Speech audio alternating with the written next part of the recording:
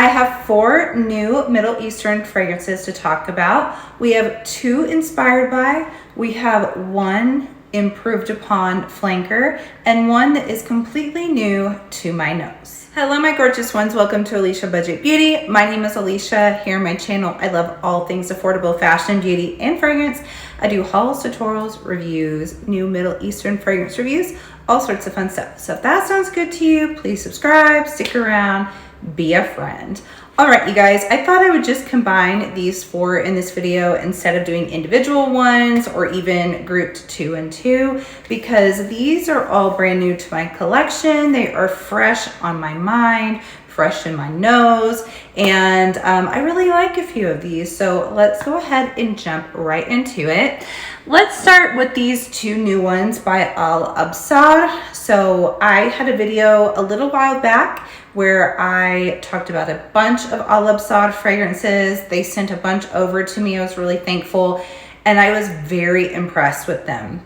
I think they're one of the least talked about Middle Eastern fragrance brands that is the cheapest, that is the best quality. So I do highly recommend them. Their bottles are always really gorgeous, really heavy, very affordable. And I do also want to mention that these were sent to me by Absar through Gift Express. So just want to put that out there that these were sent to me. I did not purchase these, but this first one here is Hasaa, and it's in a gorgeous bottle. I think it's so classy and elegant. It looks very expensive in my opinion. I did not keep the box. I meant to keep it to show you guys what it comes in. I don't keep very many boxes in my collection, only a few, because I have so many fragrances. I would look like Hoarder City, overrun by boxes, but it did come in a really nice box. And this one is inspired by, or it's a dupe of, whatever you want to call it, by Black Opium Overred. So the YSL Overred that came out in 2024. And then Freya came in more of a traditional, just kind of cardboard box, not one that I would necessarily keep, but I do think the bottle is beautiful. I love this blue. This one, I believe, I'm pretty positive this one is inspired by Paradox by Prada. So both inspired by fragrances. All right, let's start with, out of the 4, probably my least favorite. That is Freya by the Absar. Not that this is a bad fragrance. I'm just not a huge fan of the original Prada Paradox anyway. So I was kind of destined to not be extremely crazy about this one. But to my nose, this is very, very strongly, sharply musky in the opening. And it smells like a white musk to me. I'm not positive that it is, but I've learned here recently, just testing so many fragrances, smelling so many things, that when the white musk is really strong in a fragrance, it tends to not come across the easiest for my nose to digest. So it does kind of wear off after about 30 minutes, or not wear off, but it just kind of chills out a bit on the skin, and I enjoy this more at that point. I will also say that I enjoy this a lot more in the air whenever I spray it on myself, but just walking around and smelling myself in the air than my nose right up to it. But this has some bergamot, pear, and black currant. It also has neroli, jasmine, and orange blossom. And in the base, you have the musk, amber, and I think some vanilla.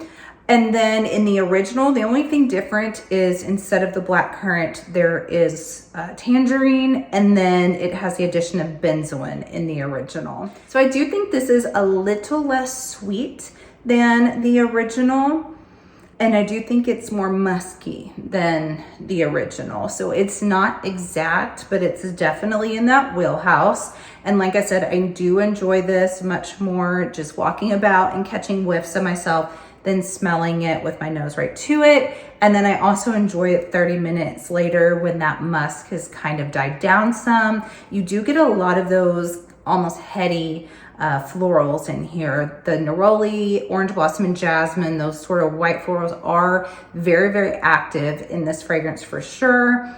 I get a touch of those fruits at the top, but really to my nose, it's more of like a heady floral with a lot of musk. So it's, like I said, it's not my favorite, but I do think anyone who enjoys Paradox, but maybe also loves musk may really, really like this. It does have a nice wear time. It does project really well. The bottle is gorgeous. I think it runs for $30 on Gift Express, so it's a very affordable fragrance. I like it, but I don't strongly like it, but I definitely don't hate it. It's not a bad fragrance.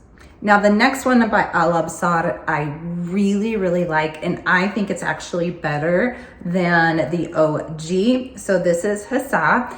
And again, I wish I had the box because it was really, really pretty. Showcase, very lovely. And then it had the mirrored background. So that looked really gorgeous in there.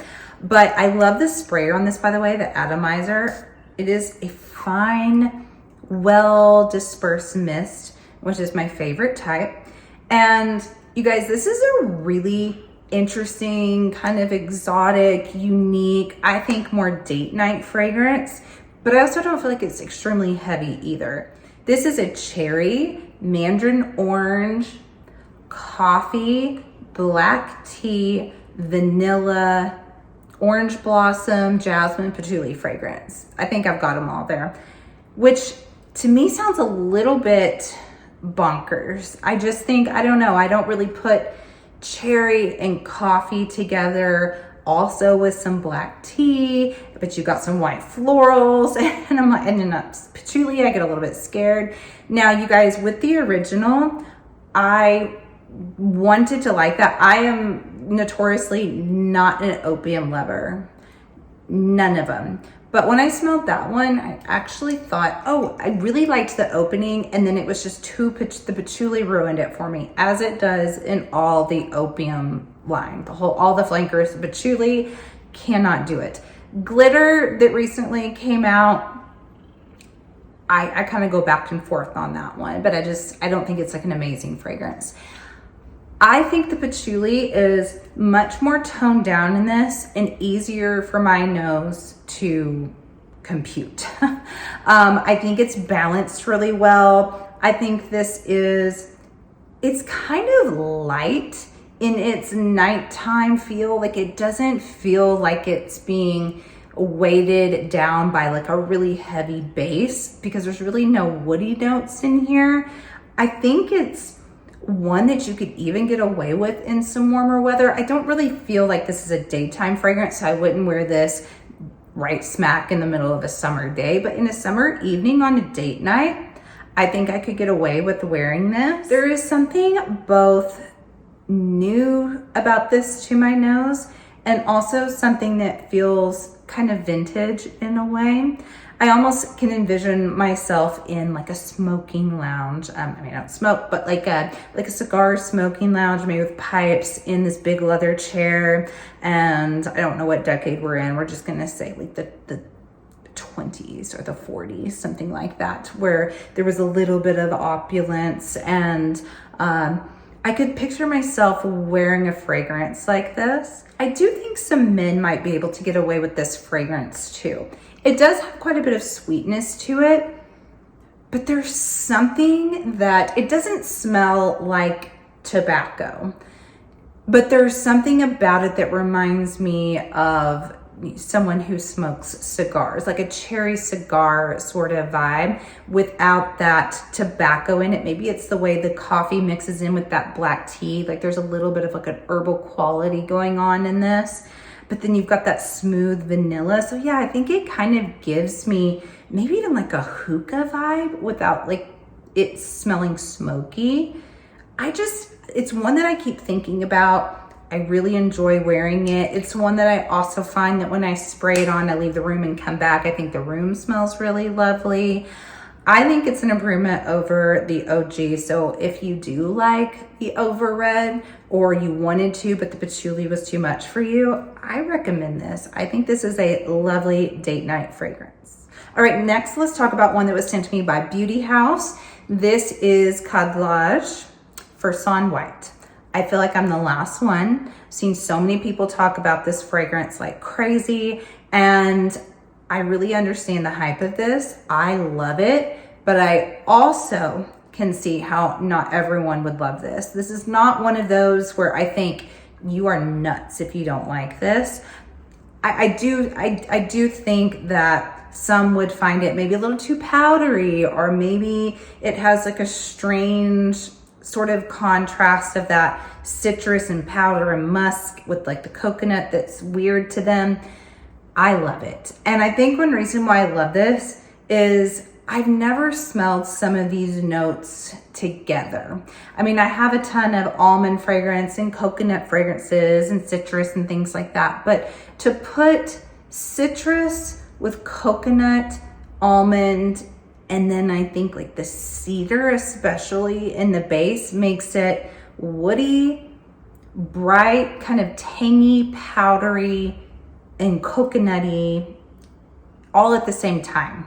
And it was new to my nose, and I love anything that's new to my nose that isn't off-putting. So I really enjoyed this. And you guys, you may think I'm crazy. I haven't seen anyone else say this, but I was wearing this the other night at my son's baseball game, and when the wind kept swirling it around me, it smelled kind of similar to Taskine Lactea Divina. Now, not the same notes, like there's no tuberose or incense in this, no milk, but man, I don't know, there's something kind of tangy in this that's tangy in that, which that's a Blanche Bet dupe, by the way. But I don't know, I feel like if you like Lactea Divina, this might be safe-ish for you. It's like a more powdery and less milky version of that, in my opinion. And like I said, there's not really that tuberose quality, but I don't know. I was just getting that whenever I was sitting there and smelling it. I didn't notice it right away, but something about the wear of it, I kept being like, Lactea Divina's here, but in a powder version. So I love this once again. I don't get overt coconut in this. I get more of like maybe a coconut oil more so than like a meaty coconut, not a dry coconut. It's more of like an oily, but like the powderiness from the almond and that citrus and some musk, and then a little bit of that woody cedar in the base. I think it's fantastic. I love it. It's one I could see myself grabbing year round, night, day, easy for me to wear. It could be a gym, date night, anything. I just think it's one of those fragrances.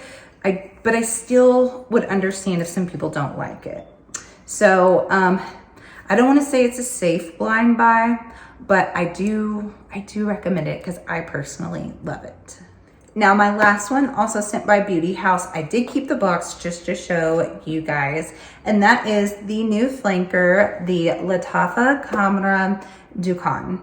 So box, here it is, and then voila. I really like this part of it a lot. Just something about a mirror, and I love photographing it with the mirror. I think it's gorgeous. But you guys, my favorite thing about this is the ombre. I love an ombre. You could ombre anything and I would think that it's fabulous. So here it is. I love how it goes from the kind of whiskey looking color down into this deep kind of purpley magenta red. I think it's a gorgeous, stunning bottle. So you guys, I will say this is not wildly different from the OG Camera, but what it does differently, I do prefer. So I like this better than the OG. It eliminates the dates. It adds some pimento and some tobacco, some spiciness to it. So you have that original DNA of the Camera, very distinctly so, but you've toned down the syrupy, sticky sweetness of that fragrance, and you've put a little spice to it. The pimento is my favorite addition in here. That's one of my favorite notes in fragrance. I just adore pimento. It's like you just give it a little touch of pizzazz. I love it. So I prefer this. I still like Camera, but I feel like it had its moment in time. You know, there's all the big debate. Is it really an angel share dupe or not? It's close, but it's not identical. I don't think it's a spot on the nose dupe of that fragrance. But over time, even Angel Share, and I at one time I was like, oh, so happy to have the original. It's become really, really sweet to me, like almost, and it's kind of heavy at the same time. So where it's almost hard for me to wear, even though objectively I can say it smells good, the wear of it is, I have to be in the mood for it. I love that this has toned down that stickiness, that heaviness that I think came from the dates. And then just that little bit of spice makes it more interesting. I think it is a little bit more masculine. So if you're a guy watching and you always thought Camera was just like, it wasn't your thing because it was too sweet. I don't think Camera is feminine, but it doesn't have like a little masculine touch to it either. But I do think this does. But I still think women can wear this all the way. I think it's a fabulous, fabulous change up. And you guys, this lasts forever. This lasts forever on the skin. I sprayed this, probably at 3 o'clock yesterday. And then I was testing out some other fragrances later that night around like 10 o'clock. And I was like, oh, this fragrance smells really similar to Latafa Ducon. And I was like, wait, I am still smelling that. That is still really strong on my skin. So, I mean, that was like a 7-hour on the skin that was still very strong. And I'm pretty sure when I was going to bed at 12:31 a.m., I could still smell it. So it's a little beast. I think it's an upgrade. I prefer this one out of all the flankers. I think it's the best. Love the spice to this.